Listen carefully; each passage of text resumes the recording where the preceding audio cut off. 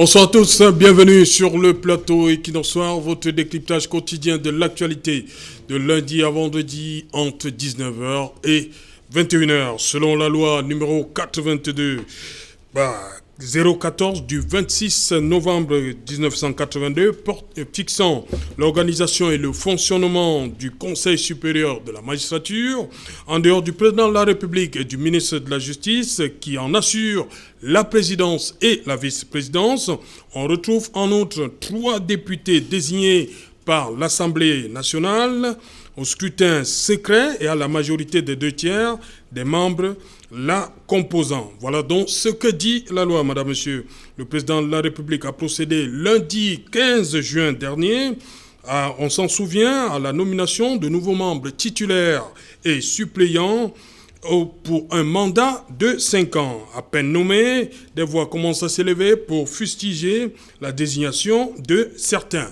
À l'Assemblée nationale, justement, les élus qui trouvent à redire sur ces nominations se recrutent dans 2 camps. Si certains n'hésitent pas à avouer qu'il n'y a pas eu vote comme dispose la loi pour désigner les 3 élus et leurs suppléants, d'autres conduits par le député Vouli-Est Social-Démocratique Front Jean-Michel Niteux, dénoncent une absence de représentativité au sein du Conseil supérieur de la magistrature. Madame, monsieur, tout à l'heure à 20h, c'est la grande édition d'information. Après, ce sera le débrief du journal et tout de suite, le fait du jour.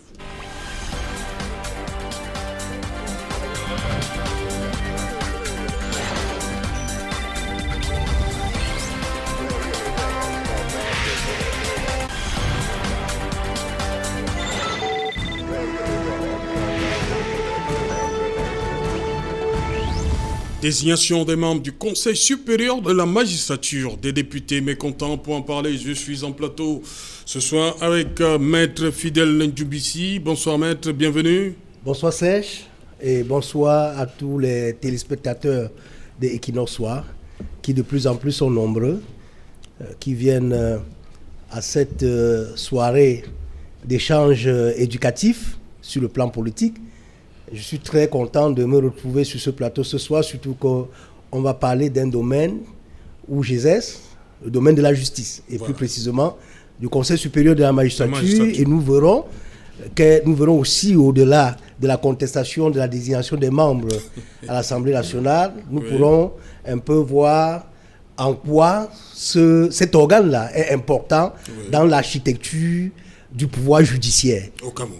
Voilà, merci une fois de plus d'avoir accepté notre invitation, Maître Fidèle Ndjoubissi. En face de vous, Charles Elisan. Bonsoir, Charles. Bonsoir, Serge Alain. Le grand conseiller. Je préfère conseiller à la, conseiller à la ville, hein, les habitudes, on la peau dure. Il n'y a pas de petits conseillers. Nous sommes tous conseillers. Oui, nous avons peut-être eu la chance d'être désignés par nos pairs pour représenter nos communes à la grande mairie de la ville. Donc le terme grand est un peu péjoratif. Voilà, on va donc partir tout de suite à Yaoundé, où nous attend Mephisto Ndi. Bonsoir Mephisto, bienvenue sur Equinox Soir une fois de plus. Vous êtes le secrétaire à la communication de l'UFP. Bonsoir à vous, bienvenue. Bonsoir, merci Serge, bonsoir à vos companélistes, bonsoir à la population de Mpou et celle de Doumé qui me regarde en ce moment-ci. Je suis heureux une fois de plus d'être convié à votre plateau. J'espère que je serai à la hauteur des échanges, surtout qu'il s'agit d'un problème qui touche en même temps le volet juridique et le volet politique. Et donc, il est de bon ton qu'on en débatte sur ce dossier. Voilà, on va également dire bonsoir tout de suite à Maître Chemou Russel. Bonsoir Maître, bienvenue. Bonsoir mon cher Serge Alain Otto, bonsoir à tous les panélistes. Je vais spécialement dire un bonsoir à mon estimé confrère Maître Fidèle Ndjoubissi, à qui j'envoie mes salutations. Également à tous les téléspectateurs d'Equinox, aux 24 millions de téléspectateurs camerounais et tout le peuple, la diaspora et tous ceux qui se trouvent à l'international, qui suivent de manière permanente et quotidienne votre émission. C'est toujours un plaisir d'apporter mes lumières à l'objet du jour et à chaque fois qu'il sera appelé pour contribuer. Voilà, je reste avec vous, Maître Russell Lechemont. Est-ce que vous comprenez cette attitude de certains députés, il faut le dire, certains députés qui pensent qu'il n'y a pas véritablement eu vote, c'est-à-dire comme le disent les textes n'ont pas été respectés? Écoutez, la question que vous posez est vraiment très importante. Aussi, la question se pose avec acuité. Les députés mécontents, cela peut s'entendre. Aujourd'hui, j'ai potassé le journal Le Kalara du lundi dernier, qui faisait état de cette situation de quelques députés, notamment l'honorable Kabralibi et l'honorable Nietzsche, qui auraient relevé quelques quiproquos relativement au respect du formalisme dans la désignation des représentants, c'est-à-dire des représentants de l'Assemblée nationale, titulaires et suppléants au sein de l'important Conseil supérieur de la magistrature. Vous savez, ce qui a lieu de relever, les députés sont quand même à la base, à l'origine, sont au début de l'établissement des lois. Maître Chemou, je reviens à vous dans un instant, parce qu'on va permettre à la technique de nous mettre un peu plus de volume, parce qu'on a du mal à vous saisir, Maître Chemou. Voilà, Maître Fidèle Djoumbissi, je vous pose la même question. Est-ce que vous comprenez l'attitude de certains députés après ces nominations du 15 juin, pour le dire? Oui, à entendre les députés, ils indiquent que la loi n'a pas été respectée pour ce qui est de la désignation des membres de l'Assemblée nationale devant représenter ceux-là, les députés, au sein du Conseil supérieur de la magistrature. Oui. Et lorsqu'on regarde le texte qui organise la loi de 1982, modifiée par celle de 89, oui, que vous avez évoqué tout à l'heure, il est indiqué clairement que, s'agissant des membres qui constituent le Conseil supérieur de la magistrature, il y a 3 députés qui doivent être représentés, et ces 3 députés doivent être désignés par le président de la République. Ils sont désignés par décret, comme le président de la République l'a fait. Nommés par décret, mais désignés à l'Assemblée nationale. Non, ils sont nommés par décret, oui, mais maintenant il faut... Une désignation en Il y a une désignation. Voilà. Après mais la désignation ne se fait pas par la désignation au niveau de l'Assemblée nationale ne porte pas sur les 3 députés. Oui. Parce que lorsqu'on interprète la loi, il ressort clairement que à l'Assemblée nationale, les députés doivent désigner une liste, oui, de 20. Voilà. 20 députés. Et cette liste doit être transmise au président de la République. Et il revient à lui, qui a l'impérium, qui a l'autorité, de choisir sur la liste des 20, 3 députés qui doivent faire partie du Conseil supérieur de la magistrature. Cela veut dire quoi? Ça veut dire qu'au sein de l'Assemblée nationale, il y a une procédure pour la désignation de la liste des 20. Et la loi dit que les députés doivent désigner les 20 au scrutin direct à 2/3. Donc, cela signifie qu'il doit y avoir élection. Voilà.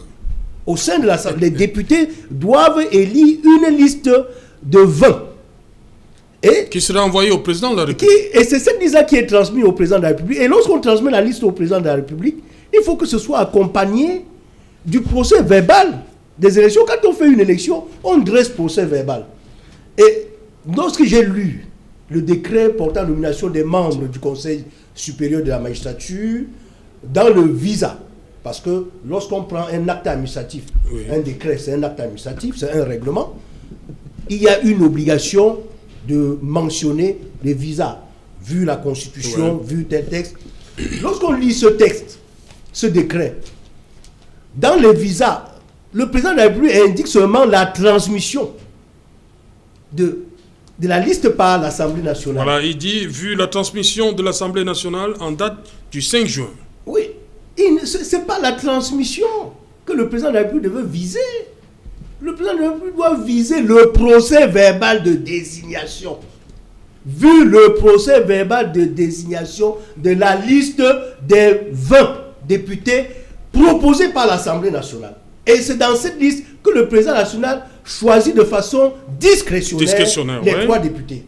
Donc, à l'observation, nous pouvons relever, sans risque de nous tromper, qu'il y a eu violation des règles de la procédure pour ce qui est de la nomination des membres du Conseil supérieur de la magistrature en ce qui concerne la représentation de l'Assemblée nationale, c'est-à-dire les députés, et que les députés ont raison de dire qu'il y a un problème de représentativité. Parce que là, on a violé une règle de démocratie. Parce que lorsque on doit être nommé suivant une procédure d'élection, et lorsque cette élection n'a pas eu lieu, il y a entorse à la démocratie. Donc ici, ceux qui sont nommés au Conseil supérieur de la magistrature ne représentent pas l'Assemblée nationale et encore moins ne représentent pas le peuple camerounais. Voilà, on va repartir. Je crois que cette fois-ci, on va permettre à Maître Chemou Russell de dérouler son exposé. Maître Russell. De dit, et j'ai suivi également le développement de mon confrère. Vous me suivez parfaitement? Voilà, il n'y a pas de problème. Alors, allez-y. Alors, j'étais en train d'expliquer que lorsqu'on suit le courroux, si je m'en tiens aux déclarations contenues dans le journal Kalara, de l'honorable Nintieu et de l'honorable Cabral Libi, il y a quand même lieu de s'interroger sur la question du respect du formalisme. L'on sait qu'actuellement siège la 10e législature à l'Assemblée nationale et depuis lors, sûrement, et puisqu'il le relève, on n'a pas eu écho d'une élection qui aurait été tenue dans le cadre des conditions fixées par l'alinéa, par l'article 1er de la loi de 82 qui fixe l'organisation du Conseil supérieur de la magistrature.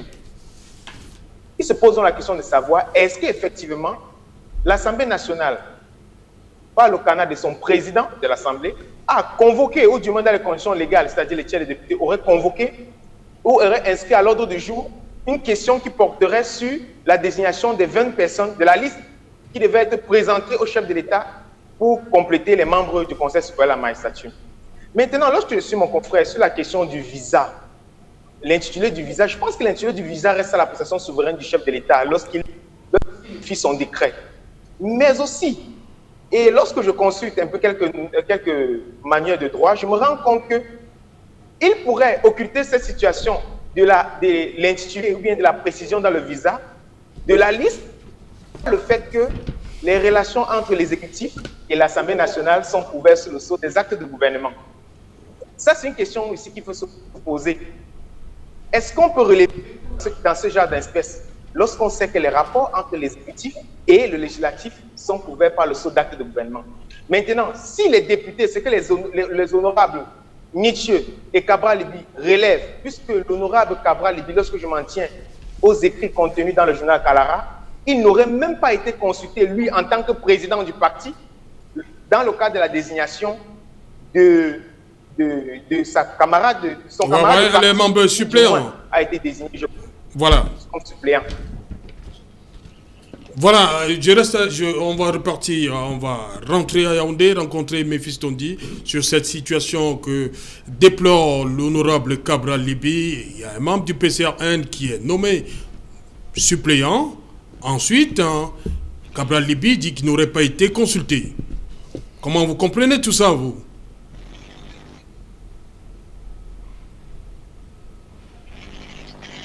Oui, Serge Alain, on peut comprendre son courroux. Je pense que la situation qui prévaut à l'Assemblée nationale et à la nomination sur proposition de l'Assemblée nationale des membres du Conseil supérieur de la magistrature réside sur l'exploitation du texte qui régit la nomination de ces personnels. Quand vous lisez le texte en son alinéa 3, partie A, il est écrit que le Conseil supérieur de la magistrature comprend 3 députés désignés par l'Assemblée nationale au scrutin secret et à la majorité des 2/3 des membres la composant.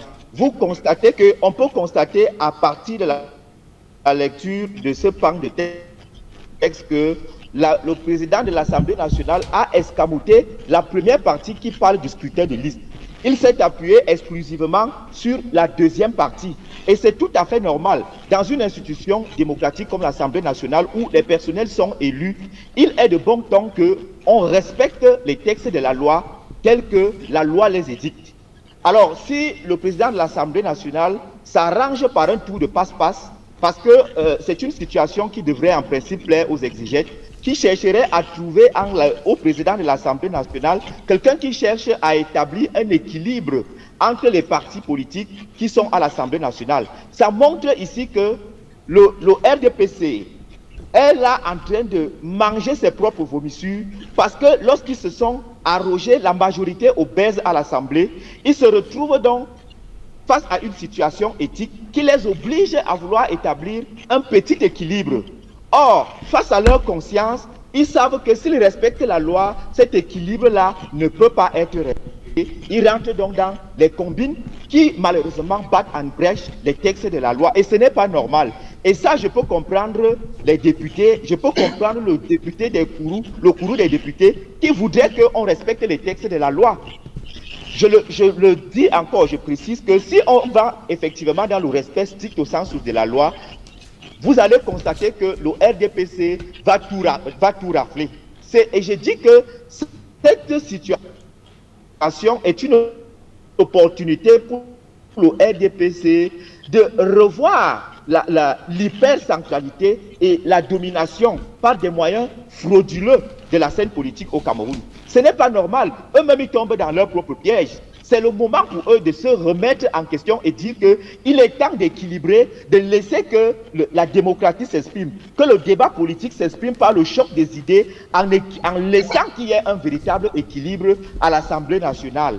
Tant que nous n'allons pas aller dans ce chemin-là, nous n'aidons pas le Cameroun à se construire. Voilà des gens qui disent qu'ils veulent construire un pays, mais qui eux-mêmes sont bloqués par les textes qu'eux-mêmes ils ont édités. Je pense que le président de l'Assemblée nationale y est depuis à peu près une centaine d'années. Cela veut dire qu'il a été à l'Assemblée à l'élaboration de ce texte qui le coince aujourd'hui parce qu'ils se sont arrangés à avoir la majorité obèse. Et là, ça pose un problème d'éthique. Lui-même, il est face à sa conscience. Parce qu'on dit toujours qu'il n'y a pas meilleur juge que la conscience. Le président de l'Assemblée nationale est face à sa conscience et il est obligé d'escamoter un pan du texte pour essayer d'établir un semblant d'équilibre. Ok, merci.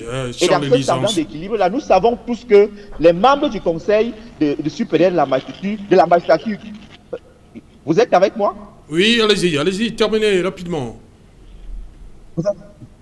Voilà, pour terminer, je disais que lorsque le président de l'Assemblée rentre dans ce tour de passe-passe, on comprend bien qu'il y a une volonté de favoriser certaines personnes.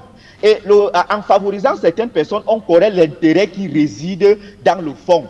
Il s'agit, en envoyant une certaine liste qui n'est pas légitime, on sait bien que ces personnels qui iront représenter les députés au Conseil supérieur de la magistrature vont aider certains magistrats qui seront, entre guillemets, à la solde du régime, à trouver des solutions, parce que vous savez que le magistrat est essentiellement carrière.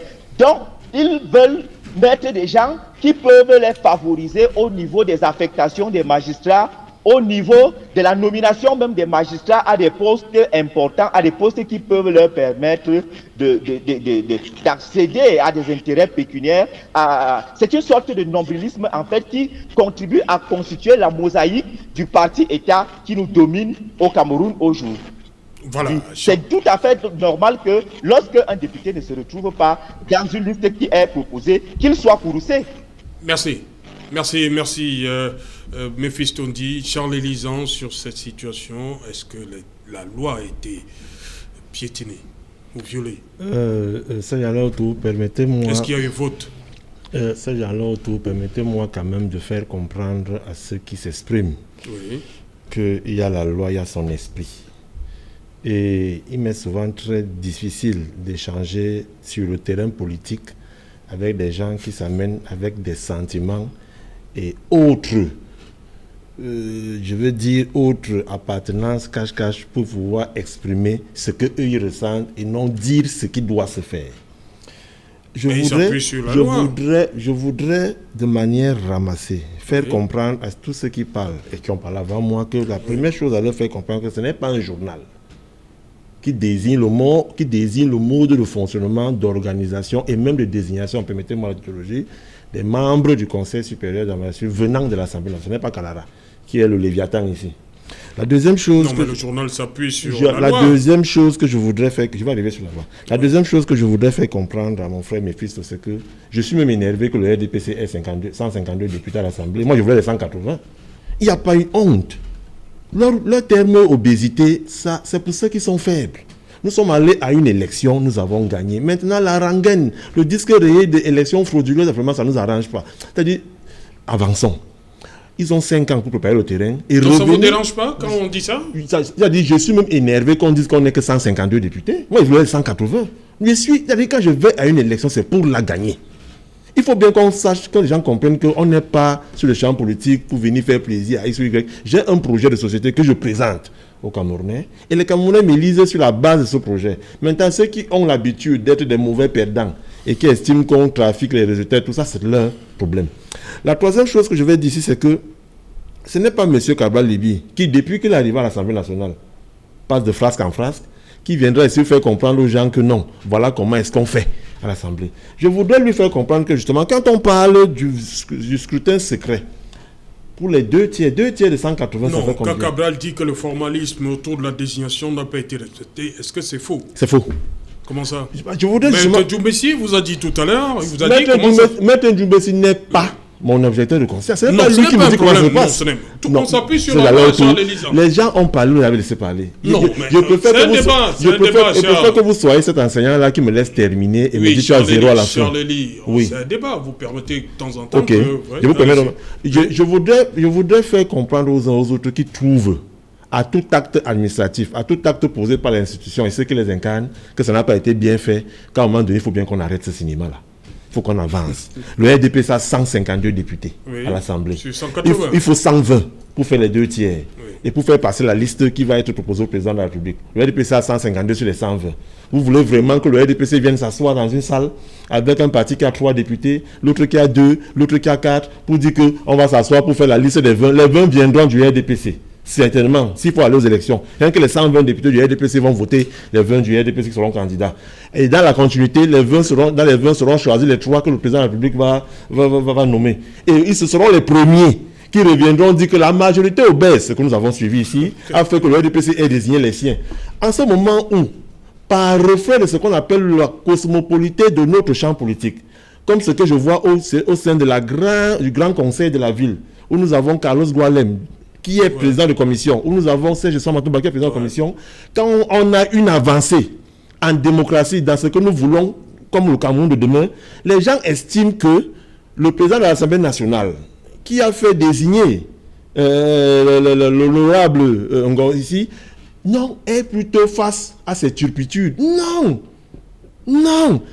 Nous devons plutôt regarder en cela une avancée notoire de la démocratie où justement la majorité du RDPC fait de l'ouverture pour tendre la main à d'autres formations politiques qui sont à l'Assemblée pour aller parler des affaires de droit dans une auguste assemblée qu'est le Conseil supérieur de la magistrature. C'est ce qu'il faut exceller et c'est ce qu'il faut encourager. Le président de l'Assemblée nationale, le très honorable, n'avait aucune obligation, de par sa conscience, n'avait aucune épée de Damoclès sur la tête pour désigner cette dame. Il l'a fait à son âme et conscience. Et pour terminer, il n'y a aucune loi qui demande à ce qu'on aille consulter le président d'un parti politique à l'Assemblée, parce que là-bas, on ne parle pas de président de l'Assemblée, de parti politique, on parle de députés élus, on parle de groupes parlementaires. Alors, ce que Cabral lui devrait faire, c'est de rappeler dans son propre parti, à sa camarade, de démissionner si ça ne l'arrange pas. Mais maintenant, si elle a accepté de servir la République, encore que les députés sont les élus de la nation, il faudrait qu'ils comprennent que la démocratie qu'ils demandent depuis est en train d'avancer. Et je vais terminer par dire à Maître Frédéric Djoumbessi que Maître Frédéric, vous avez justement dit que vous êtes l'expert en droit que vous êtes. Étant un acte administratif, vous pouvez l'attaquer. Ça, attaquez-le. Si vous estimez que le président n'a pas respecté tout le carnaval réglementaire que lui donne la loi pour désigner et nommer, comme vous avez voulu, les membres du Conseil supérieur. Vous pouvez attaquer cela. Et je vous interdis, sincèrement, vous n'avez pas qualité à juger les élus de la nation, les députés, parce que vous revenez là avec votre problème sempiternel de ce que les élections du 9 février que vous avez boycotté, de dire que ceux-là qui ont été désignés aujourd'hui membres du Conseil supérieur de la nature ne représentent pas le peuple. Vous n'êtes pas les ambassadeurs du peuple, c'est eux les ambassadeurs du peuple. Autant je peux comprendre que l'honorable aussi, l'honorable Nitieu, l'honorable Sopotouté, l'honorable Pongo Emmanuel s'expriment au nom du peuple, autant vous n'avez pas cette qualité-là de le dire, parce que nous sommes fatigués de vous entendre tous les jours dire que ceux qui incarnent les institutions de la République ne sont pas légitimes. Ce n'est pas vous qui définissez le mot légitime. Ils sont là-bas, ils y seront. Est-ce qu'il a dit ça, Charles Lisan? Il est là pour me répondre. Est-ce qu'il a dit? Je préfère que c'est lui qui me réponde. Non, je vous pose la question. Il a dit que les députés, je reprends ce qu'il a dit. Il a dit qu'ils sont illégitimes. Oui, il a dit ceci. Écoutez-moi très bien. Oui. Maître Doumbissi a dit que ceux qui ont été désignés, les 3 députés titulaires plus les suppléants, forcément par les suppléants, ne représentent pas le peuple parce qu'ils sont illégitimes vu la procédure qui les a désignés comme représentants de l'Assemblée nationale au sein de cette institution. C'est ce qu'il a dit. Ok. Voilà. Maître Doumbissi. Oui, je ne veux pas qu'on profite d'un plateau comme celui-ci pour dire des choses qui n'ont pas de fondement et qui n'ont pas de sens. Non, il faut pas. Quand vous n'avez pas d'argument, il faut jouer fair play, Monsieur Lisan. Nous ne venons pas ici pour distraire les téléspectateurs. Nous venons ici pour les éclairer. Et pour les éclairer, il faut avoir des arguments qui ont un sens, des arguments qui sont fondés. Vous ne pouvez pas venir sur un plateau devant tout le peuple camerounais qui nous suit, dire ici que au sein du Conseil supérieur de la magistrature, qu'on a voulu respecter une certaine configuration de représentation des partis pour ce qui est des députés qui ont été désignés. La loi n'a pas prévu ça. Il ne faut pas confondre le conseil de la ville de Douala où vous êtes et le conseil municipal ou bien le bureau de l'Assemblée avec le Conseil supérieur de la magistrature. Nous n'avons pas un problème. Si tous ceux qui sont désignés comme députés pour représenter l'Assemblée nationale au Conseil supérieur de la magistrature sont tous du RDPC, nous n'avons pas de problème avec cela. Nous n'avons pas posé un problème de configuration. Nous disons que au sein de cet organe qui est très important pour le bon fonctionnement de la magistrature et de la justice de notre pays, il faut respecter la loi qui est prévue pour désigner ses membres. C'est ce que nous demandons. Et que, en l'état actuel des choses, cette loi n'a pas été respectée. Il y a une violation de règles de désignation de ses membres. Et c'est pour ça que les députés peuvent se plaindre, peuvent dire qu'il n'y a pas eu élection. On n'a pas désigné les 20 que la loi prévoit, les 20 parmi lesquels le président de la République doit désigner les 3. Ça n'a pas été fait. Et en plus, vous dites que nous n'avons pas qualité de juger une formalité accomplie par les députés. Et monsieur Lisan, je me demande si nous sommes en démocratie. C'est vous qui prônez la démocratie, c'est vous qui affirmez tous les jours que vous avez apporté au peuple camerounais la démocratie. Est-ce que vous connaissez les principes de la démocratie? Vous savez que parmi les principes de la démocratie, au-delà du principe où il y a l'élection dont les électeurs doivent élire ceux qui doivent les représenter, dont les dirigeants, il y a également le droit pour les électeurs de formuler des critiques, de faire des observations sur ce que font les dirigeants. Vous savez ça? Ça, c'est l'un des principes cardinaux de la démocratie. Si vous voulez, je peux vous rappeler les 4 principes de la démocratie. Le premier, c'est l'élection. Le deuxième, c'est le droit pour ceux qui désignent, pour les électeurs, de contrôler l'action des gouvernants. Le troisième, c'est que quand on a désigné, eux, ils ont cette liberté. C'est pour ça qu'on dit, on ne peut pas les révoquer. Ils ont ce pouvoir, ils ont cette possibilité de continuer sans que les électeurs aient la possibilité de venir révoquer. Et le quatrième, c'est qu'il faut venir rendre compte. C'est ça les 4 principes de la démocratie. Donc vous allez voir que dans ce principe, on a le droit de critiquer leur façon de faire. Donc on ne peut pas, vous ne pouvez pas dire qu'on ne doit pas faire le reproche à la démarche que le président de l'Assemblée a entreprise pour faire désigner les 3 représentants dans le Conseil supérieur de la magistrature. Et vous parlez de contestation des décisions, qu'il faut arrêter le cinéma de contestation des décisions. Donc, vous voulez que les Camerounais restent là et que chaque fois on vient leur imposer les décisions, même qui sont iniques, les décisions qui violent les lois et qui restent tranquilles. Et nous sommes dans quel pays? Pour que l'état de droit évolue, les citoyens doivent mener la lutte. Et la lutte, c'est pas la bagarre, c'est pas donner les coups, c'est de faire des observations sur la façon dont les gouvernants dirigent, sur les décisions qu'ils prennent. C'est en faisant cela qu'on fait évoluer l'état de droit. Donc, ces députés sont en droit d'attirer l'attention sur cette violation de la loi pour que prochainement, ou bien qu'on puisse attaquer cet acte et que ce soit annulé et que le président de la République reprenne son acte. Et je vous dirais, monsieur Elisa, en s'agissant de cet acte qu'il faut attaquer, nous n'avons pas qualité. Je vous le dis en expert. Nous n'avons pas qualité. Moi, je n'ai pas qualité pour attaquer. Encore moins le parti politique MRSC. Nous n'avons pas qualité pour attaquer. Parce que c'est un acte susceptible de recours devant le tribunal administratif. C'est un acte administratif. C'est un acte administratif. C'est un règlement. Donc, ceux qui se plaignent, à ce moment, vous pouvez demander à ces députés qui se plaignent parce que c'est eux qui ont qualité. Ils peuvent maintenant saisir le tribunal administratif pour demander l'annulation de ce décret pour excès de pouvoir. Voilà ce que j'avais à dire sur ce que Elisa a développé. Oui, on va revenir sur la déclaration de Cabral Libye. Allez-y donc d'abord, Charles-Élie. Oui, ça, Alain, je voudrais justement... C'est-à-dire, Maître Fidèle Lubissé a voulu expliquer. Il est tombé à la fin, là où je voulais qu'il tombe. Oui. C'est ça, la politique.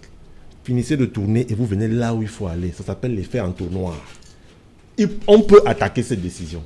C'est ce que je voulais comprendre. Et ça devait venir de la bouche de l'expert, donc vous vous gargarisez d'être. Oui, laissez-moi avancer, s'il vous plaît. Laissez-moi avancer. Pour saisir un tribunal, il faut avoir qualité et intérêt. Monsieur l'avocat, s'il vous plaît, vous pouvez devenir le conseil de ceux-là pour leur montrer comment on monte une procédure pour attaquer cette décision. Il faut que je sois sollicité. Deuxième chose, non, en tant que citoyen. Non. Je voulais parler. Non. Je suis avocat. Et pour intervenir dans un dossier, il faut que je sois saisi. Ne me coupez pas. Voilà. Ne me coupez pas. Allez-y donc, Charles. Votre qualité de citoyen vous permet de saisir Cabral et de lui dire que fais comme ça, petit. Non. Deuxième chose, je vais avancer, s'il vous plaît. Laissez-moi avancer, s'il vous plaît. Constitution du 4 mars 1960, titre 5, autorité judiciaire. Article 41. Le président de la République est garant de l'indépendance de l'autorité judiciaire. L'autorité judiciaire est assujettie, tant à ce qui concerne son organisation que le statut de ses personnels à un acte de l'exécutif. Dans ma continuité, je voudrais donc vous faire comprendre, maître, qu'à un moment donné, quand on décide, là, ce n'est pas... Vous semblez vouloir me faire comprendre que ce n'est que l'avocat qui s'exprime. Non, c'est le militant du MRC qui s'exprime. Et vous avez en face de vous le militant du RDPC. Et je m'adresse donc au militant du MRC qui lui fait donc comprendre que vous avez décidé d'être hors jeu. Vous avez décidé de ne pas aller à une élection de souveraineté populaire où le peuple dont vous vous gargarisez, je répète le mot, d'être l'ambassadeur, comme vous le voulez, quand vous le voulez, et quand ça vous arrange, à parler en son nom, en lui faisant comprendre que ce que Paul Biya fait là n'est pas bien, nous parlons pour vous, c'est pas ce que le peuple vous a demandé. Le peuple vous a demandé justement d'avoir cette onction populaire là, d'aller le défendre là où il se doit, là où il se faut, et là où les fondements de la République, d'après les 4 principes cardinaux que vous avez donnés, s'exercent à travers leur représentativité directe qui est l'Assemblée nationale. Il fallait y aller et être là-bas. Non, ne me coupez pas. Est-ce que le fait de n'y être pas allé nous exclut du champ politique? Le fait nul ne peut se prévaloir de ses propres turpitudes. Non, ça ne nous exclut pas du champ politique. Ça ne nous exclut pas du champ du débat politique. Oui, M. Dubissi, permettez à Charles-Élie. Nul ne peut se prévaloir de ses propres turpitudes. Justement, vous êtes dans ce regret-là, de ne pas justement être là où il faut être pour en parler. Et c'est pourquoi vous voulez toujours animer la galerie animée. Je vais donc vous demander ceci, et je reprends, en vous faisant donc comprendre que vous n'avez pas qualité à parler au nom de ce peuple. Parlez pour vous, mais ne parlez pas toujours en prenant pour témoin le peuple camerounais. Je suis aussi le peuple camerounais. Le RDPC est aussi le peuple camerounais. Le SDF est aussi le peuple camerounais. Ce n'est pas le MRC qui est le peuple camerounais, non. Donc arrêtez donc de faire croire aux gens que ce que vous dites, c'est ce qui est, qui devrait être et qui doit être. Non. Arrêtez de faire croire au peuple camerounais que les institutions qui gèrent ce pays, qui sont là comme il se doit et qui ont l'onction de ce peuple-là, sont là de manière frauduleuse. Et c'est ça mon combat avec vous. Et à travers vos mots, je décèle ce que vous dites et je vous amène là où il faut aller. C'est que justement, si Paul Biya a piétiné la loi, comme vous dites, La même loi donne aussi onction aux autres de pouvoir attaquer cette décision administrative, comme vous avez dit. Et c'est là où je voudrais qu'on aille. Et qu'on n'aille pas dans tous les sens en disant qu'il n'a pas respecté cette loi-là. Non, ce n'est pas lui, c'est le... On est au niveau de l'Assemblée. On va passer le temps à... Non, très rapidement. Après, je vous répondrai aussi. Non, il faut que je lève les équivoques.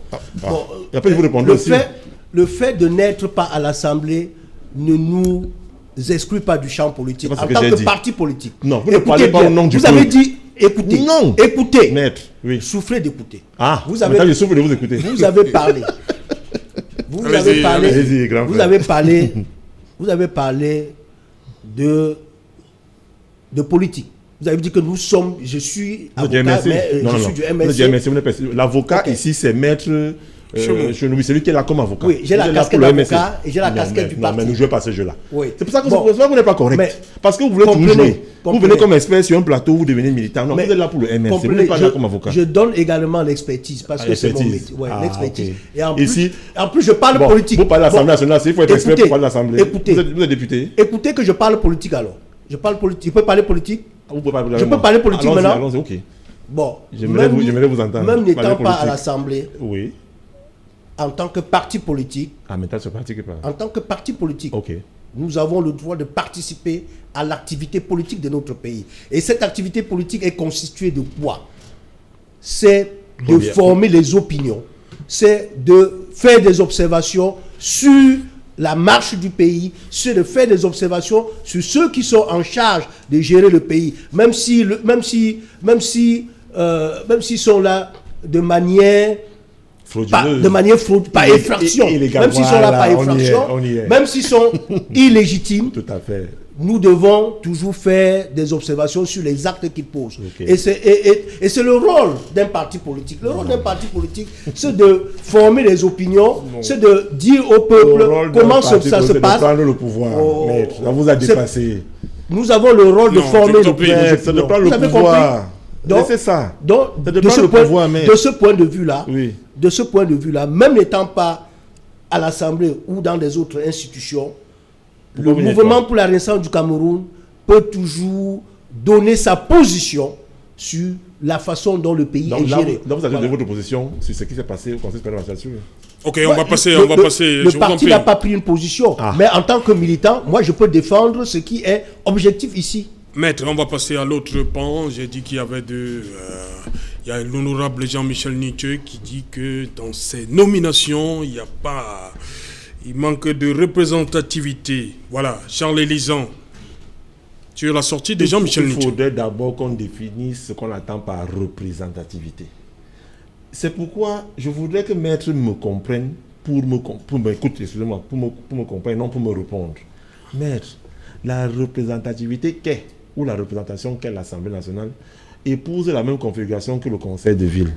À partir du moment où on a plusieurs partis politiques qui se retrouvent pour prendre les décisions concernant la vie de la cité. Et s'il n'y a plus de 3 partis? Laissez-moi avancer. À l'Assemblée? Laissez-moi avancer. S'il n'y a plus de 3 partis à l'Assemblée, puisque l'Assemblée ne fournit que 3 membres.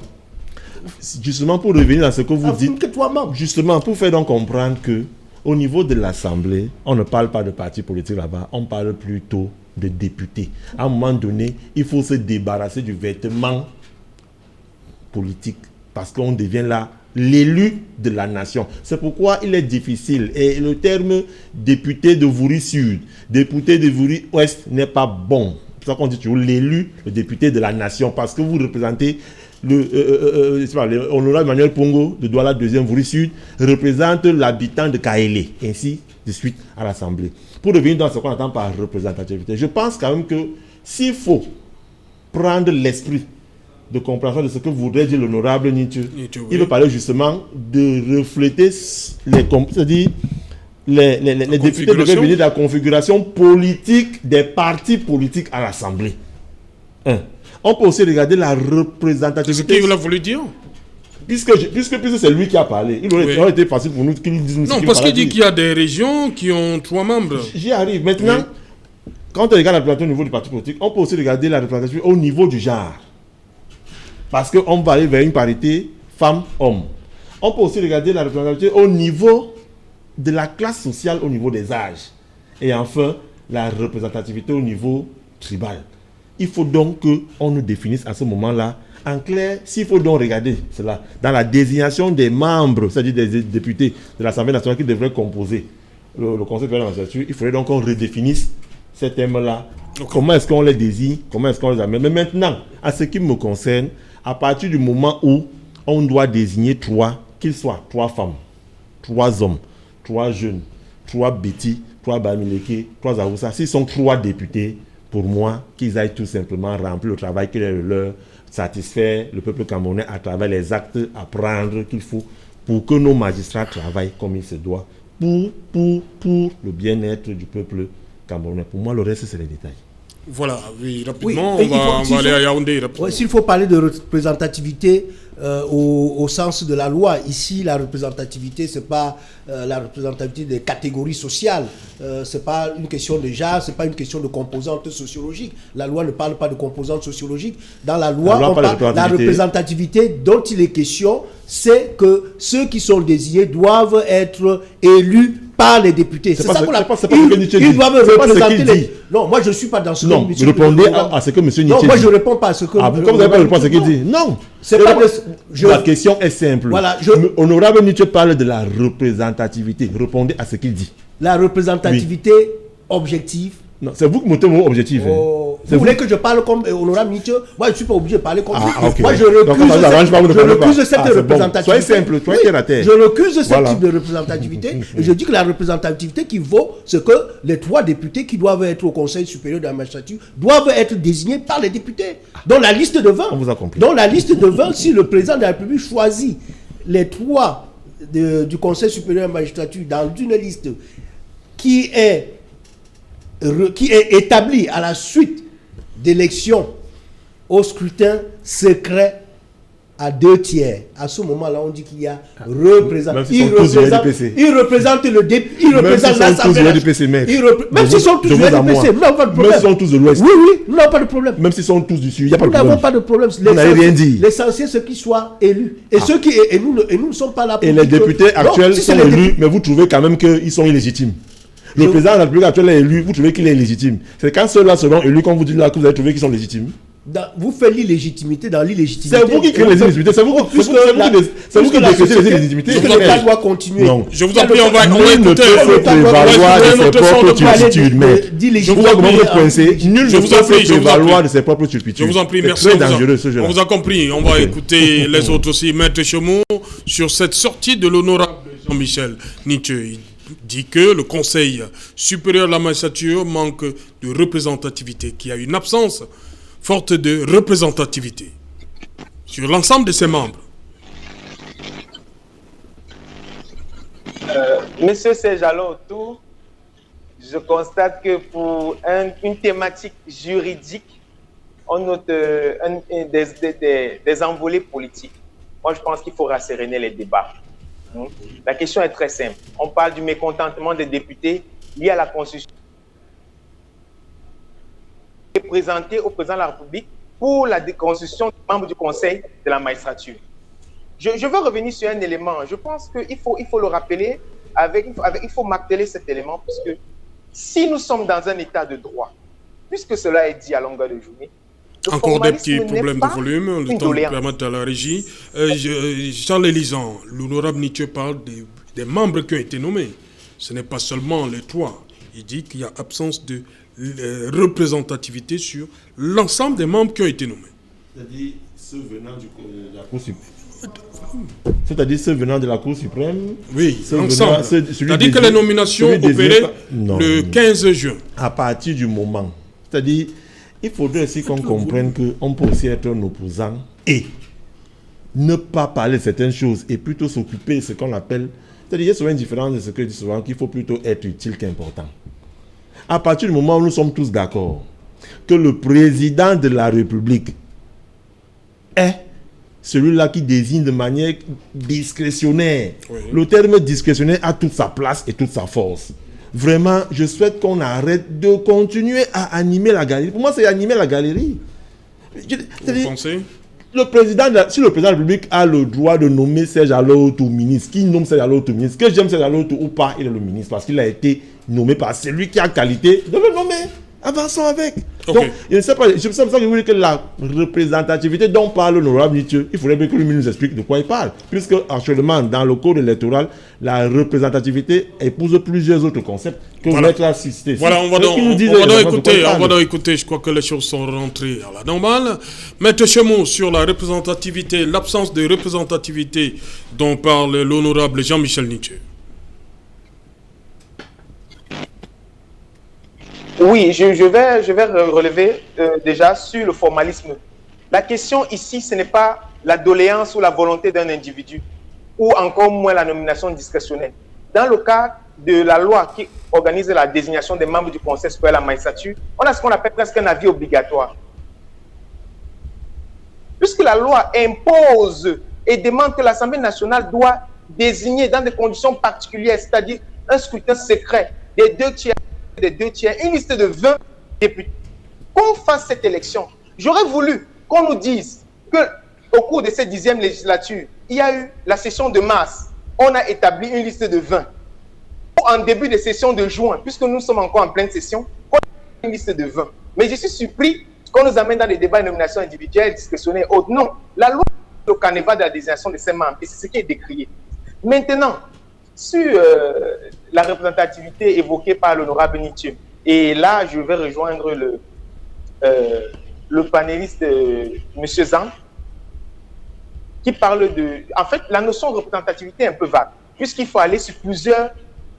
Et bien évidemment, je l'avais relevé la dernière fois, avec un intérêt particulier, la désignation du genre. Nous constatons que dans le décret du chef d'État du 15 juin, il y a quand même une bonne représentativité, il y a une bonne dose homéopathique des femmes. Les femmes y sont représentées et ça, c'est très bon.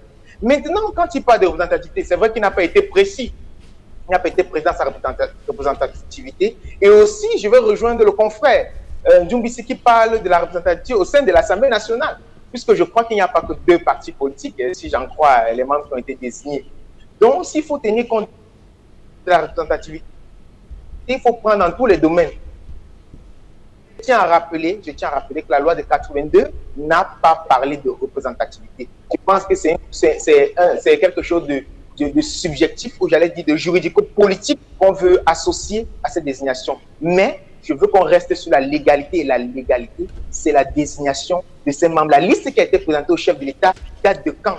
Puisque nous savons que la 10e législature vient de commencer en début d'année. Et nous voulons, bien évidemment, que le président ne le rappelle pas. En fait, le décret ne fait pas état de cela.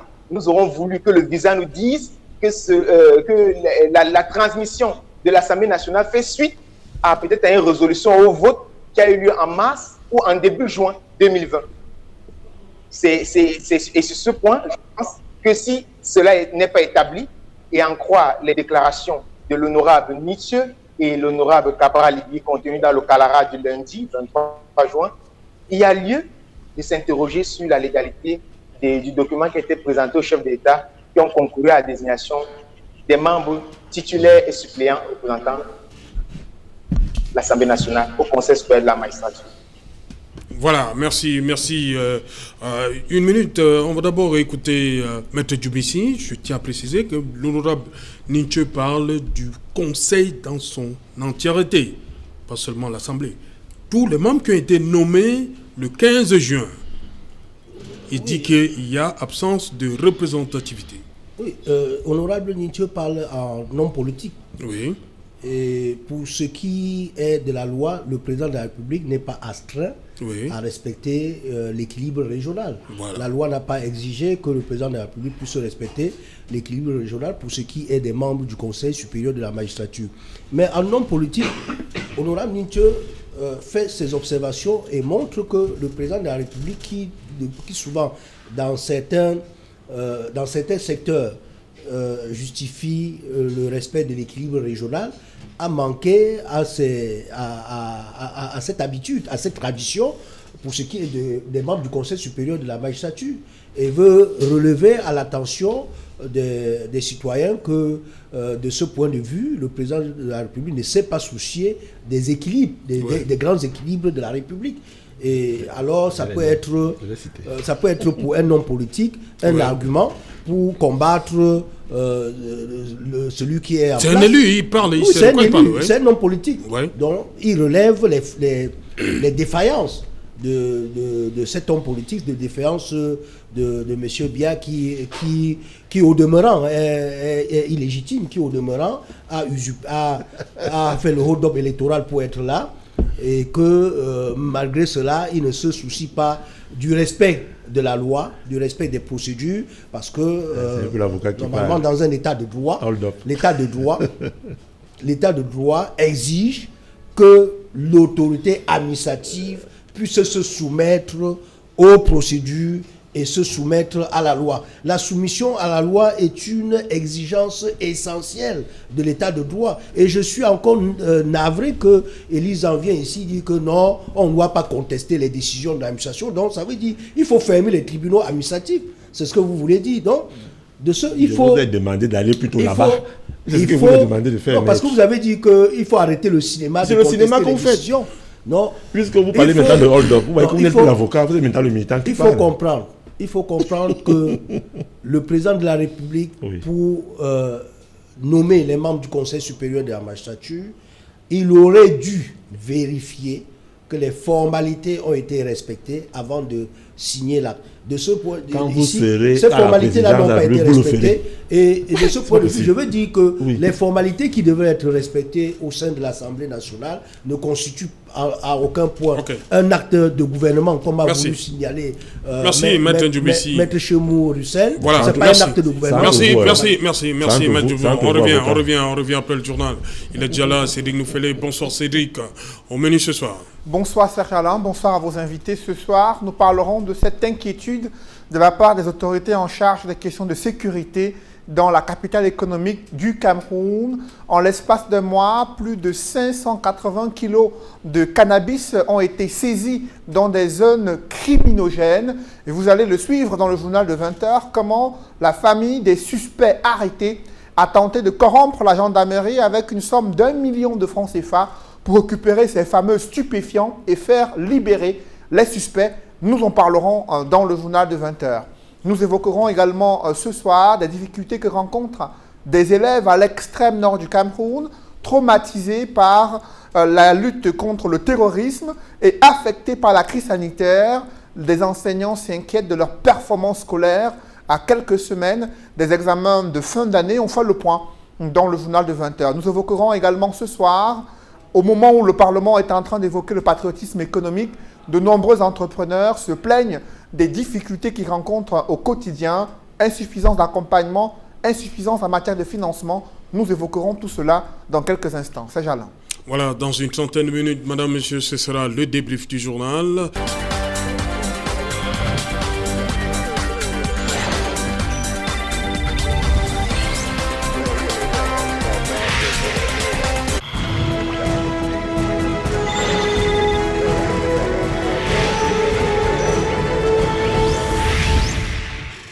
Retour sur le plateau Equinox Soir, deuxième partie consacrée au débrief du journal. Madame, monsieur, nous sommes toujours en compagnie de nos invités, Maître Russell Chemou et Mephisto Ndi, qui sont en dehors de ce studio. Et sur ce plateau, nous avons Maître Fidèle Djoubissi, en face de lui, Charles Élisan,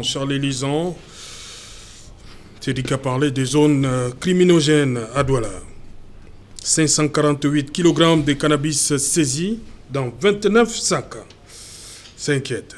Du côté du Texaco Aéroport. Ça inquiète parce que quand on parle de Texaco Aéroport, c'est du côté droit.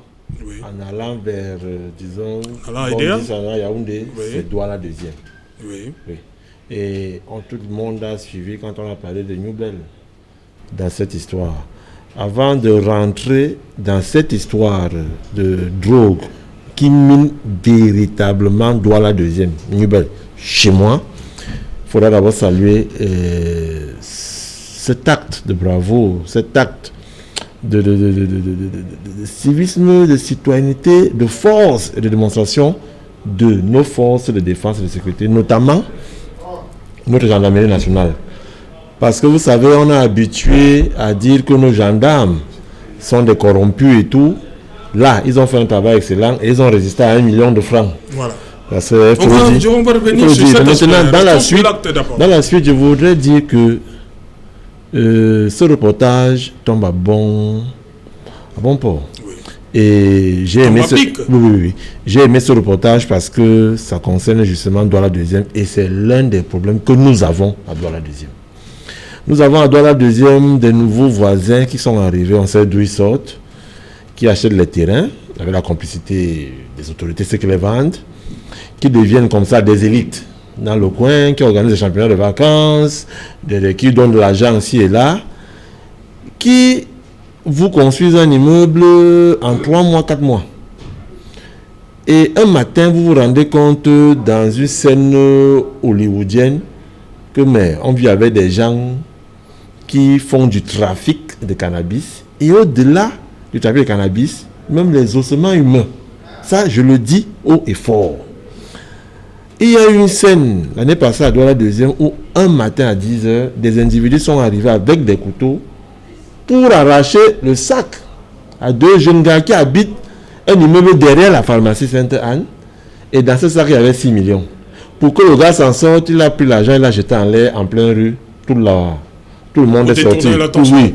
Mais 3 jours plus tard, j'ai vu les gars qui ont été agressés et continuer sur leur scooter à vaquer tranquillement dans leurs occupations. Quelles occupations ils ont, on ne sait pas. Et tout. Ce problème a été porté au niveau des autorités qui, comme le dit toujours le reportage, vous retrouvez qu'on a arrêté quelqu'un qui se retrouve 2 jours, 3 jours plus tard dehors.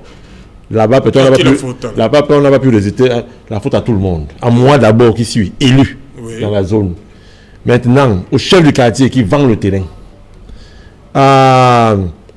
Aux policiers qui arrêtent. Il devrait faire une enquête de moralité avant de vendre le terrain, la parcelle. Le problème, c'est que cette histoire... Est-ce que c'est écrit sur le visage que c'est un malfrat qui se pointe devant vous? Mais à partir du moment où on a vécu cette scène, un matin où tout le monde a vu les jeunes de 20 ans avec un sac où ils disent qu'il y avait 6 millions, quand même ils font quoi?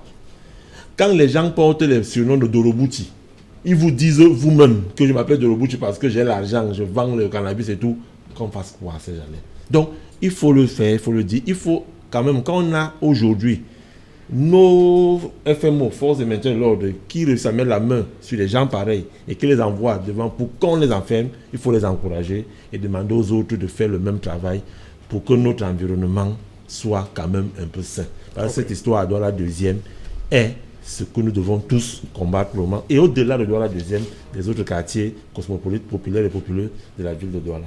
Voilà, il y a cet acte-là aussi. Les membres, 2 membres de la famille sont venus avec une somme d'1 million de francs pour corrompre les gendarmes. Ce n'est pas passé. Oui. Comment vous interprétez ça, Maître Djoubissi? C'est un acte extraordinaire pour ce que nous connaissons du comportement des éléments de force de l'ordre.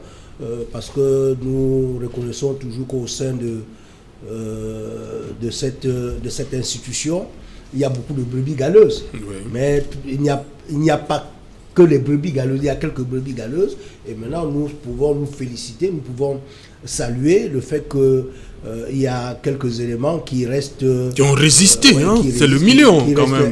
Hein, Charles-Élie, le million, ils ont résisté, ça c'est bien. Qui restent intègres. Et je pense que ça, c'est un modèle qu'il faut saluer et encourager, parce que si nos éléments de force de l'ordre avaient ce comportement-là, la corruption pouvait diminuer, du moins dans ce secteur, c'est-à-dire le secteur où ils opèrent, c'est par exemple dans le domaine de notre sécurité, parce que combattre la distribution et la production de cannabis fait partie de notre sécurité, parce que la plupart des agressions que nous enregistrons dans la ville viennent des personnes qui consomment le cannabis, parce que pour aller opérer, ils ont besoin d'un courage surnaturel. Maître, je peux vous rassurer, et je vous le dis, la main sur le cœur, que les meilleurs clients, disons les plus gros clients de ces gars ne sont pas les agresseurs. Les agresseurs prennent les joints de 500, 1000 francs, 2000. les gros clients sont... C'est qui? Qu'elle dit nous, les gens de la haute société. Oui. Les magistrats, les enseignants, bon, quand je dis magistrat, pas forcément, je veux dire, tout ce qui est de la haute société en termes de classe sociale, ceux qui ont les moyens de s'offrir des cannabis à 1 million, à 200 000 francs, 500 000 francs, c'est eux leurs clients. Et c'est eux qui, par le jeu, à des engrenages et des relations, se rendent compte que quand on a arrêté leur fournisseur dans une gendarmerie de la place, de peur, d'être dénoncé, trahi, parce que quand on va vous demander vos clients, vous avez donné le nom des circuits, il y a les gros noms qui sortent. C'est ça que généralement ces affaires n'aboutissent pas souvent trop, parce que derrière vous avez les grosses pontes de la République qui sont leurs clients. C'est ça, maître. Et ça donc très difficile d'en finir, parce que le petit voleur qui vient prendre pour 300 là parce qu'il va aller braquer le soir, lui c'est celui qui comprend. Oui, si les citoyens faisant partie de l'élite, de la classe supérieure ou bien de la haute société sont intéressés par ce genre de produit, cela pose la question de savoir si ce n'est pas devenu un produit économiquement viable, économiquement rentable. Et là, nous devions non seulement combattre systématiquement, mais nous interroger et voir si on peut plutôt encadrer la production et encadrer la distribution pour que cela ne puisse pas être nuisible à l'ensemble de la société. Donc, parce que sous d'autres cieux, on autorise la consommation de la drogue jusqu'à une certaine dose. Oui. Et nous savons que la drogue aussi est utilisée dans les industries pharmaceutiques. Oui. Est-ce que là, ça nous interroge, ça nous interpelle, et nous devons poser la problématique et réfléchir pour voir comment on peut encadrer la production et encadrer la distribution. Justement. Voilà, on va partir à Yaoundé. Madame, monsieur, nous attend Mephisto Ndi. Mephisto, vous avez regardé le 20h de Cédric Noufelé. Il y a cet acte posé par les éléments du colonel Bikele.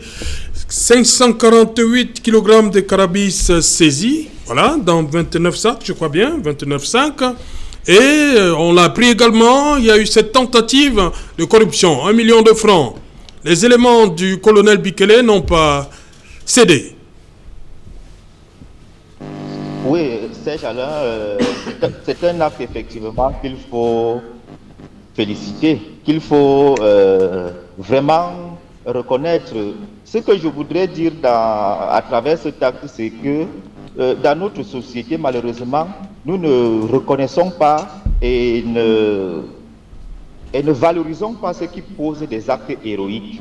Parce que, rendez-vous compte, quand il y a un acte comme celui-là, que quelqu'un réussit à résister à la corruption, en principe, le gouvernement devait le récompenser, sa hiérarchie devait le récompenser.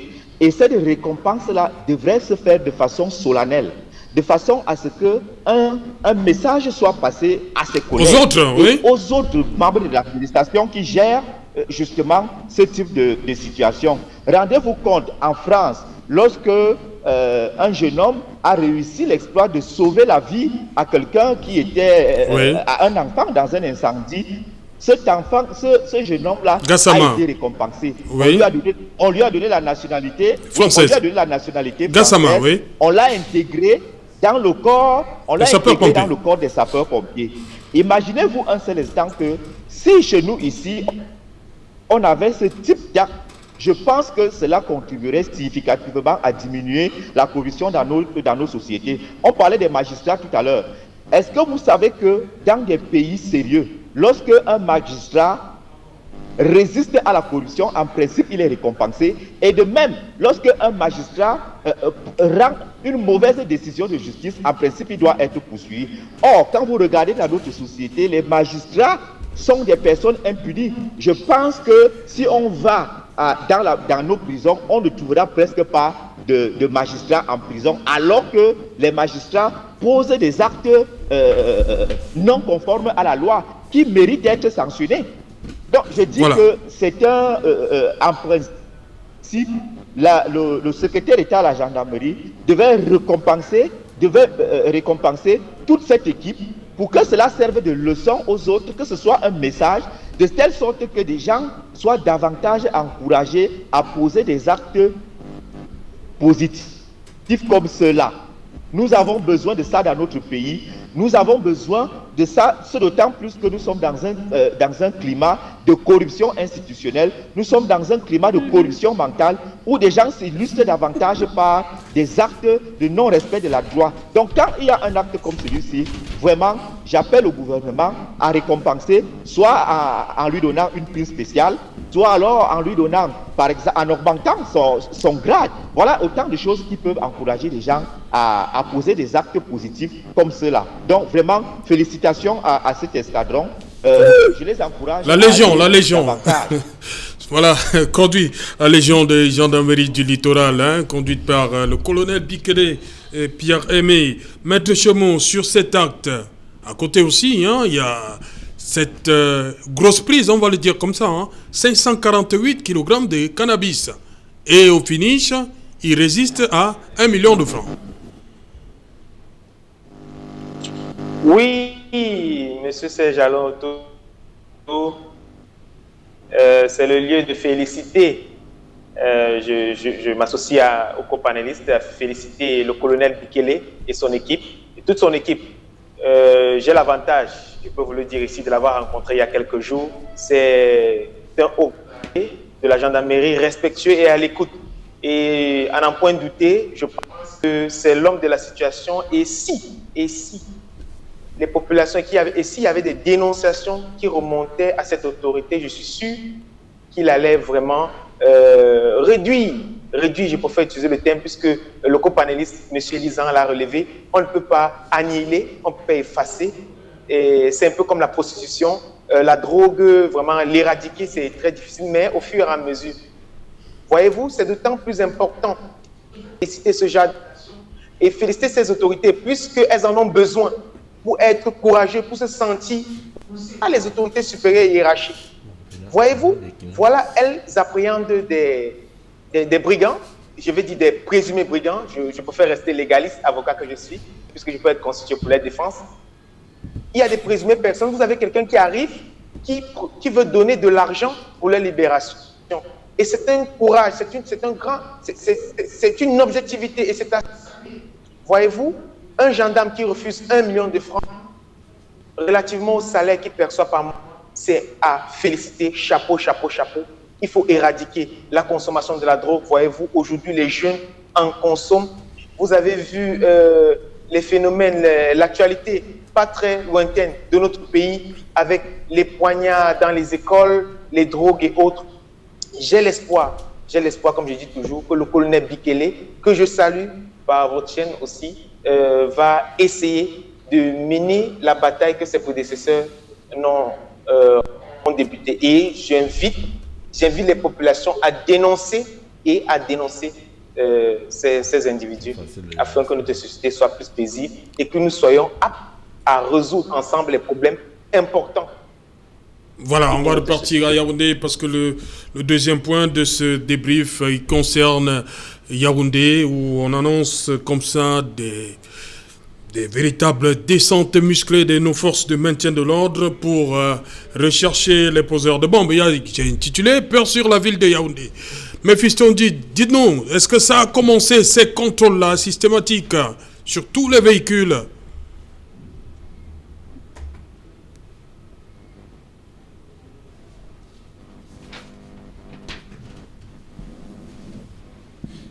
Voilà, on va revenir sur Mephisto dans un instant. Charles Lisan, j'ai dit, on a vu ce message-là qui a circulé pendant toute la journée. Il y a de quoi avoir peur pour Yaoundé. Les bombes, ça commence. Il y a de quoi avoir peur. Parce que le communiqué, le message est assez clair. Lui, il est clair.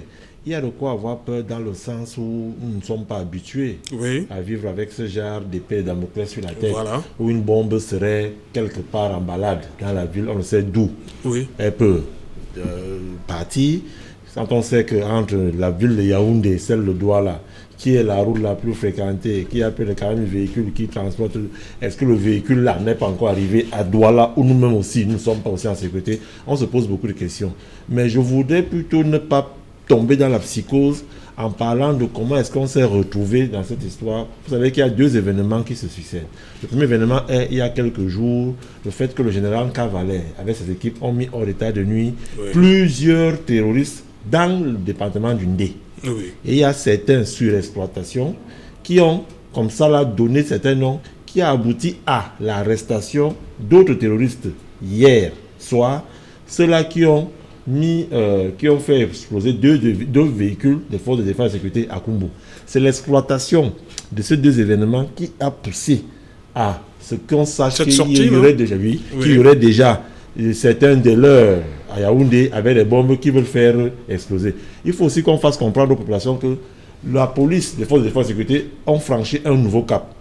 Celui d'avertir les populations en mettant à la connaissance du public ce genre de documents qui ne faisaient pas avant. Parce que avant, c'était les actions discrètes. C'est précisé, large diffusion. Tout à fait. C'était les actions discrètes.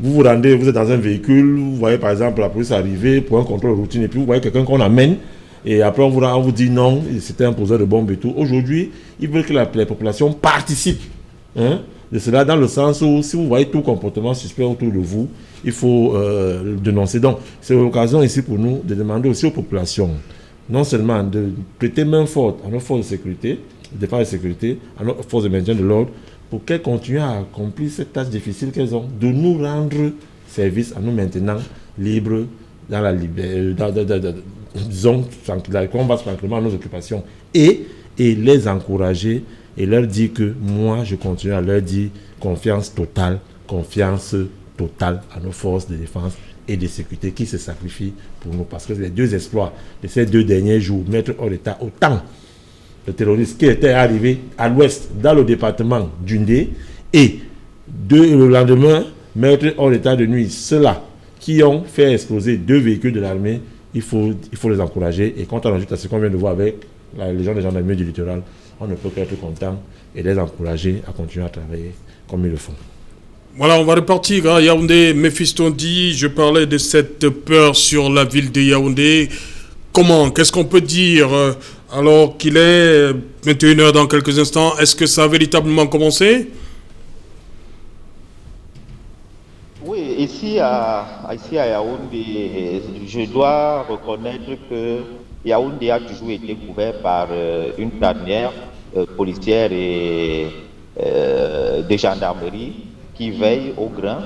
Bon, on peut reconnaître qu'il y a de cela quelques jours, j'ai pu entendre qu'il y a eu un acte terroriste. Je ne sais pas si c'était exactement ça, du côté des Mana. Et je pense qu'un peu après, tout était revenu au calme. Donc, en ce moment-ci, je ne suis pas dans les méandres de la police, des forces armées, mais ce que je constate ici à Yaoundé, c'est que nous sommes quand même dans un calme. Et puis, quand vous circulez la nuit, moi qui ai de temps en temps eu l'occasion de circuler dans la nuit à des heures tardives, je constate qu'il y a vraiment une couverture policière dans tous les carrefours. On constate qu'il y a la police qui est là, il y a la gendarmerie qui est là, ils veillent au grain. Et nous constatons également que au niveau des débits de boissons, par exemple, ceux qui sont des couches-tard, vous allez constater qu'à tout moment, vous verrez des pick-up de gendarmerie et de police qui sillonnent. Donc, je pense que Yaoundé est c'est une bonne protection. Nos forces de défense travaillent avec le professionnalisme habituel. Nous les encourageons à continuer comme ça parce que, il faut le dire, la sécurité n'a pas de prix. Et vraiment, c'est l'occasion pour moi ici de féliciter ces équipes d'intervention qui nous gardent pendant que nous dormons. Parfois, on ne se rend même pas compte qu'ils sont là, mais en réalité, ils sont là. Nous leur devons ça. Bien évidemment, je regrette que de temps à autre, il y ait des brebis galeuses qui s'illustrent par des comportements pas très orthodoxes, mais cela ne doivent pas dépendre sur la totalité de nos forces de défense et de sécurité. Nous sommes en sécurité grâce à eux. Et vraiment, je leur dis merci au nom de la population camerounaise. Voilà, Maître Fidèle Djoumissi, le délégué régional de la Sûreté nationale pour le centre, qui met les équipes comme ça, tous les chefs d'unité de la région du centre en alerte suite à l'explosion de 2 engins explosifs dans la capitale. Il y aura des fouilles Il y a de quoi avoir peur pour Yaoundé? Non, je ne pense pas qu'il doit avoir la panique. Le dispositif d'alerte contre le terrorisme est activé depuis la lutte contre Boko Haram. Oui. Et parce que depuis qu'on a engagé cette lutte... Mais lui dit suite, évolution, contexte sécuritaire, ville de Yaoundé. Ça veut dire que, Boko Haram, oui, s'il y a déjà... Ça veut dire qu'on est monté d'un cran. Hein. Oui, il ne fait pas cette sortie par hasard. Oui, ce signal demande de renforcer le dispositif qui était déjà en état d'alerte. Oui. Parce que lorsque la lutte contre Boko Haram n'est pas terminée, et au moment où on avait commencé, on avait toutes des craintes que les éléments de Boko Haram pouvaient surgir dans une des grandes villes. Bon, d'ailleurs, à l'époque, chaque fois, on nous annonçait que faites attention, n'allez pas, ne fréquentez pas beaucoup des attroupements. À tel endroit, les agents de Boko Haram sont signalés dans la ville et tout ça. Il y a des signaux comme ça qu'on nous annonçait. Et que nos forces de l'ordre, auxquelles nous faisons confiance, doivent continuer à être en état d'alerte et procéder à des investigations nécessaires. Et je suis d'accord avec Elie que les populations doivent coopérer. Parce que pour que les forces de l'ordre soient efficaces, il faut que les dénonciations soient faites en temps utile. Et chaque fois qu'on voit un comportement suspect, il faut dénoncer. Et également, il faut compter sur les éléments de force de l'ordre intègres, comme le colonel Bikele. Oui. Parce que nous savons, autrefois, il y a une anecdote qu'un enseignant nous racontait. À un moment donné, on voulait faire des contrôles. Et au sein de la police, on a voulu tester la capacité de nos forces de l'ordre de résister à la corruption. On avait chargé un camion des armes. Et ce camion est parti de Yaoundé, traversé Douala jusqu'à Bafoussam, avec de l'argent en payant à chaque poste de police, et arrivé à destination sans être interpellé. Donc, je pense qu'il faut que nos forces de l'ordre sachent que notre sécurité dépend de leur travail et que nous leur sommes infiniment reconnaissants pour le travail qu'ils effectuent. On peut aussi encourager celui qui a nommé le colonel Bikele, le président de la République. Un maître. C'est lui. Voilà, on va rapidement faire 30 secondes. Maître Chemou, on va sortir de l'émission. 30 secondes rapidement. Autre mot de la fin. Je suppose que lorsque vous parlez de sortie, vous voulez parler des événements qui sont évoqués à Yaoundé. Oui, rapidement. Alors, 30 secondes. Moi, je reviens de Yaoundé. J'ai trouvé le plat. Pas de fouilles systématiques et tout. De toute façon, les fins limiers de la police de la sécurité nationale veillent au grand. Je pense que nous leur faisons confiance et je souhaite que tout se passe dans la protection des droits et libertés individuelles. La sécurité ne doit pas ternir les libertés individuelles, mais nous devons faire confiance et nous devons dénoncer, comme disait l'un des co-panélistes, tout acte suspect. Il va de notre sécurité. Nous pouvons être tous victimes, proches, nos familles, nos amis et nos connaissances. Donc nous devons veiller au grain. Notre sécurité individuelle et notre sécurité collective. Voilà, Mephisto, rapidement, on va sortir. Oui, juste merci infiniment à nos forces de défense qui veillent. Vraiment, il n'y a pas autre chose à dire. Nous, la population, nous avons le devoir de dénoncer et c'est à la police et à la gendarmerie de veiller sur nous. Vraiment, il n'y a pas grand-chose à rajouter à ce niveau-là. Je leur souhaite beaucoup de professionnalisme et beaucoup de courage dans leur travail. Merci. Voilà, merci. Charles-Élie. Non, merci à celui qui a nommé le colonel Bikele. Quand même, à ce niveau-là, c'est le président de la République qui tient en compte et à cœur la sécurité des Camerounais. Et le plus important, il faut le dire, Serge Alaoto, c'est Charles-Élie qui le dit, militant du RDPC, ce soir, Equinox a passé 30 minutes à féliciter nos forces de défense et de sécurité. J'ai aimé que... Donc vous voulez dire quoi? On ne félicite pas souvent? C'est ce que j'ai dit. Parce que vous insistez. Non, je n'insiste pas. J'ai dit, pour une fois, les panélistes sont tous d'accord sur quelque chose, encourager nos forces de défense et de sécurité. C'est cette image-là que nous voulons pour la construction nationale. Merci Charles-Élisant. Maître Dubuissi, rapidement, on sort. Non, nous comptons sur nos forces de l'ordre pour notre sécurité et je suis d'accord qu'il faut encourager les agents de force de l'ordre qui font des efforts. Bon boulot, oui. Parce qu'il faut toujours qu'il y ait une récompense, il faut toujours la sanction positive. Et qu'on devrait faire cela pour tous ceux dans tous les secteurs d'activité. Et pour faire en sorte qu'il y ait de la performance et qu'il faut toujours récompenser le mérite. Ok. Merci, madame, messieurs. Nous sommes donc arrivés au terme de cette édition. Merci à Mephisto Ndi qui était en direct de Yaoundé. Merci à maître Russell Chemou. Merci à vous, maître Fidèle Djoubissi. Merci, Charles Elisan. Bonsoir, la légende, la gendarmerie du littoral.